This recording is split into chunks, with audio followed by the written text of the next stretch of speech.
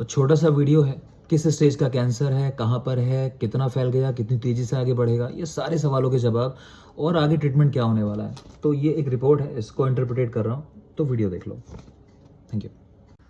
Cancer की stage क्या है, ठीक होगा नहीं होगा, कहाँ का कैंसर है, सारे सवालों का जवाब ये अकेली जांच बता सकती है, जिसका नाम है next generation sequencing. Next generation sequencing तो होता क्या है, आप जब एक बार बायोप्सी करा लेते हो तो आपका सैंपल फर्दर जांच के लिए भेजा जाता है। इस पैनल का नाम है IHC final diagnosis panel, FDP। हमारा लगभग 70,000 का हुआ था, लेकिन अगर आप थोड़ा सा मोल भाव कर लो तो इसको 30-35 हज़ार तक करा सकते हो। देखो पता क्या चलता है, ध्यान से देखना ये रिपोर्ट, क्योंकि मेरे फादर की है, उनको पैंक्रियास का कैंसर है, तो उनकी रिपोर्ट्स में चीज़ें कैसे आई थी उसी रेफरेंस में आपको बताऊंगा।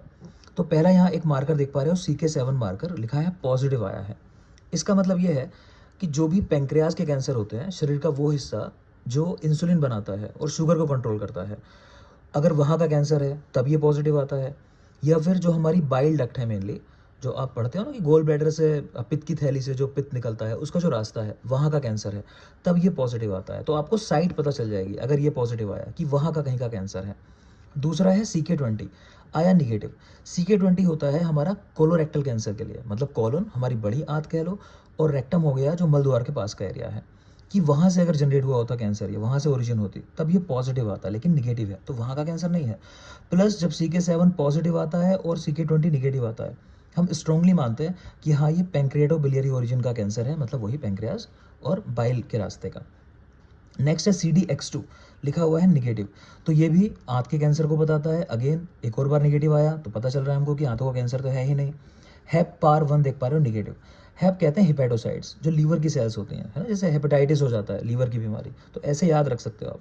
ये निगेटिव आया तो पता चलता है कि लीवर का कैंसर नहीं है। अब ये हमारे केस में इंटरेस्टिंग बात है कि हमने जो सैंपल दिया था ना, वो लीवर से ही दिया था, लीवर में ही कैंसर था, लेकिन ये कह रहा है लीवर का कैंसर तो है ही नहीं।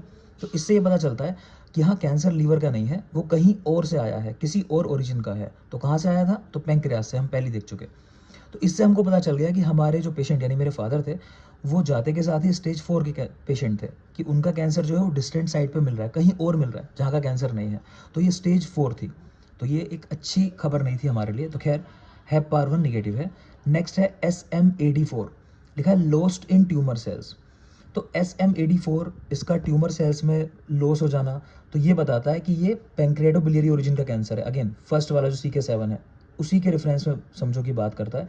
तो ये हमको अगेन स्ट्रांगली पता चल गया। प्लस इससे ये भी पता चलता है कि कैंसर जो है वो काफ़ी एग्रेसिव फॉर्म वाला कैंसर है, तो ये बहुत निगेटिव साइन होता है, बिल्कुल अच्छा नहीं होता है। नेक्स्ट आप देख पा रहे हो सेनेप्टोफाइसिन, इसके लिए भी लिखा है निगेटिव।